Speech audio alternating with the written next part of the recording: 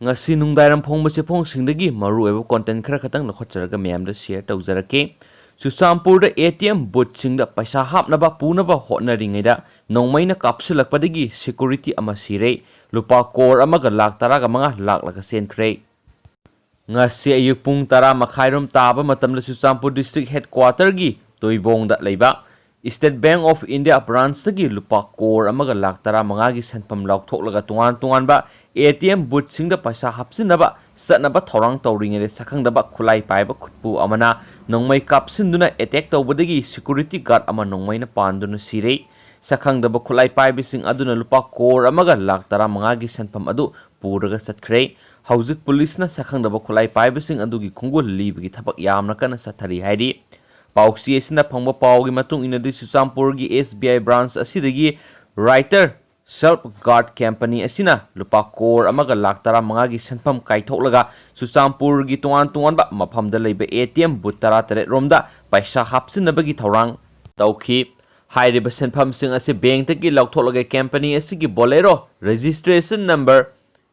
NL07C9252 da sanpam sing ado hapsinaba honaki matam aduda mafam aduda hana lumduna leiramba sakhangdaba khulai paiba miyoi kharana company adugi security guard aduda Nongmai kapsilaki maduda Nongmai maru ani panduna security guard adu sokhi sarang naringai serak aduda sakhangdaba khulai paibising aduna lupa crore amaga lakh tara manga romgi sanpam adu puraga sienkhre haidi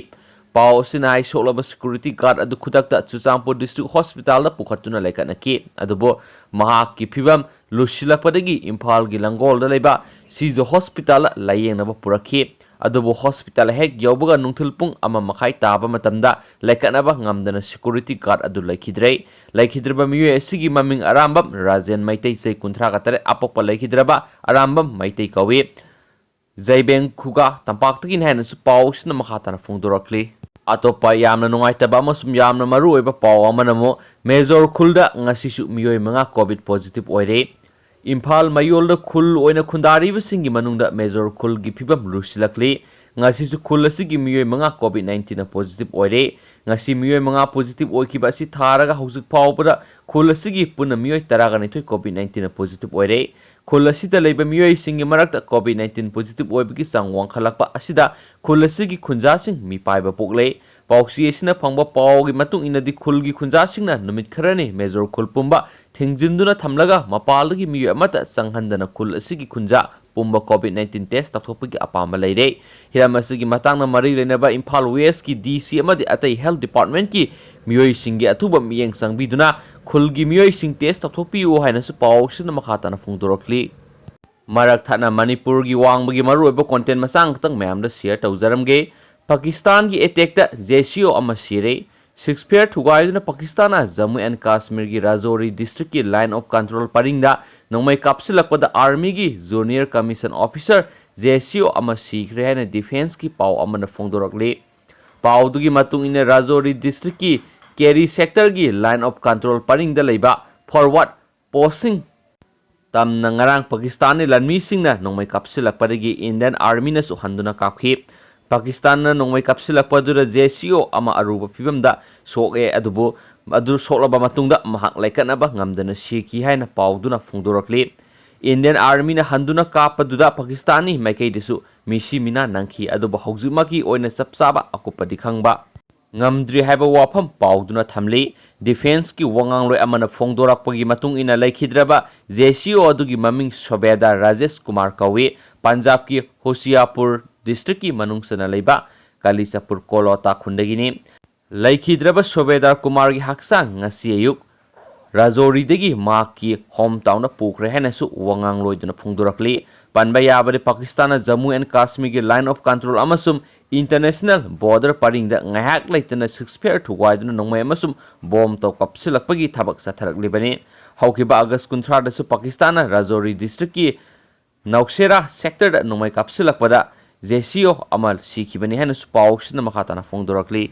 atopa Manipur gi maru eba paw manamo Manipur yauna atopa state singi pangthokataba by election Bihar assembly mikhal ga punchilagani ECI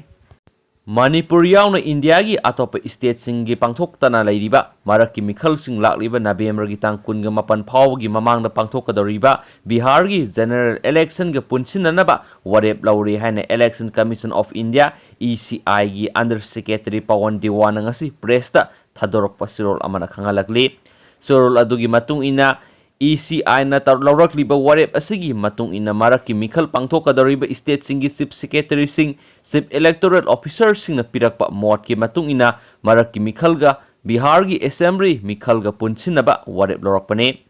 India gi oina parliamentary constituency ama yauna tungan ba state singi hangduna lairiba assembly constituency humpuga mangada maraki mikhal pangthok tuna lairi masigi asauba maram khara hairagadi state khara da handakta akan manong sukibana maram oiraga ising isau thokpa amadi covid-19 gi laisat asina maram oiraga pangthok tuna lairi sai asigi November tang kun mapan phaw gi manung da pangthok kadoriba general assembly mikhal ga parliamentary amadi assembly constituency gi maraki mikhal singa punsinba asigi maram amadi central amadi paramilitary force singi movement amadi law and order yauna tungan ba issue sing yenglaga punsinaba maram amasu oiri kamisana sapagadaba matam ama yenglaga assembly mikhal amadi maraki mikhal matam leplagani haina supaw sina makatana phungdorokli loisilak par maru ebo content khara katang ma'am da hapsaramge positive oiba ahum amasu laikanaba ngamdana ngasi laikhidrei miyoi maudra amana nauna positive oire Saliba pungkun nga mari asida COVID-19 positive oiba miyoi ahum amasu laikanaba ngamdana laikhidre hairi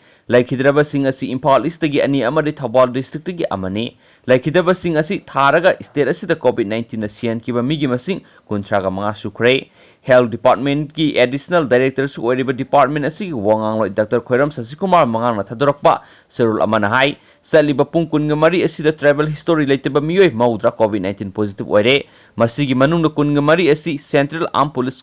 Force tagini nauna positive oiraglaba sing asi tharaga state asida COVID-19 ga apunba confirm case lising taruka satruka maudraga mapan sukre Saliba pungkun nga mari asida miyoi samaga kun nga mga laiset asidagi phaduna discharge tawkhre Hauzik phawbada laisat asidagi phakiba migi masing lising mari ga sanipan nga maudraga mapan sukre hauzi active case da lising maga satre ka humpuga mga laidi haidi moi sukningai oiraba dugunaba paw manamu selasi hai nam haduna phamlanaraba matung hatok piramlaba wasilagi lonthoktraba apokpana kari pamli isa piu pibangamloidaba oiragana makhoi su hakpa serak piu selna lusinbiganu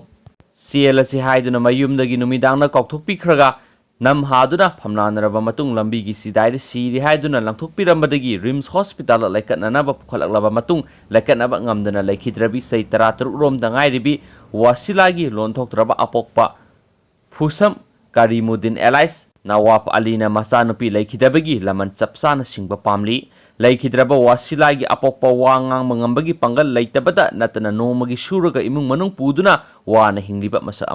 amani Laikhidraba wasila masin manaw marigi manungda mahangna ahum subne maki mathakta masi ani amadi makhada manaw ama lehori khwaidigi hena nungaitaba mana wasila imungi laita lairabana maram oiduna lairik tamninglabasu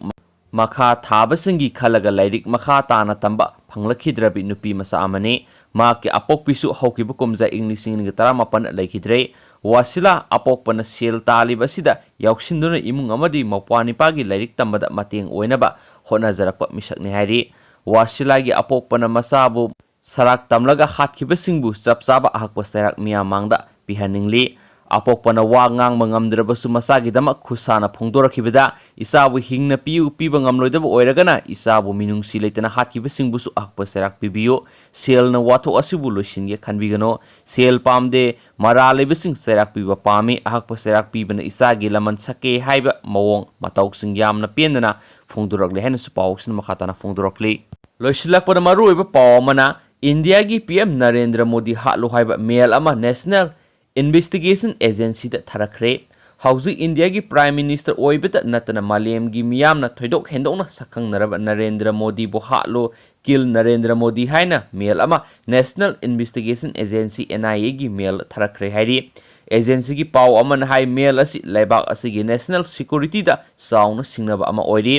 mail asigi mari lainana Ministry of Home Affairs da NIA na si thadno khankhre haukiba August 9 ga ayuk pung ama makai taba matamda zlalwani123445@gmail.com dagi info.mum.nia@gov.in da ꯊꯔꯛꯈꯤꯕꯅꯤ ꯍꯥꯏꯔꯤ ꯄꯥꯎꯁꯤꯅ ꯃꯈꯥ ꯇꯥꯅ ꯍꯥꯏ ꯑꯁꯤꯒꯨꯝꯕ ꯃꯦꯜ ꯑꯃ ꯂꯥꯛꯄꯗꯒꯤ ꯃꯣꯗꯤꯕꯨ ꯉꯥꯛ ꯁꯦꯜꯂꯤꯕ special protection group ASPGꯒ ꯃꯤꯅꯤꯁꯇ꯭ꯔꯤ ꯑꯣꯐ ꯍꯣꯝ ꯑꯦꯐꯤꯌꯔꯁꯀ ꯄꯥꯎ ꯐꯥꯎꯅꯗꯨꯅ ꯂꯧꯈꯠꯄ ꯌꯥꯕꯁꯤꯡ ꯂꯧꯈꯠꯂꯦ ꯍꯤꯔꯝ ꯑꯁꯤꯗ ꯏꯟꯇꯦꯂꯤꯖꯦꯟꯁ ꯕ꯭ꯌꯨꯔꯣ ꯗꯤꯐꯦꯟꯁ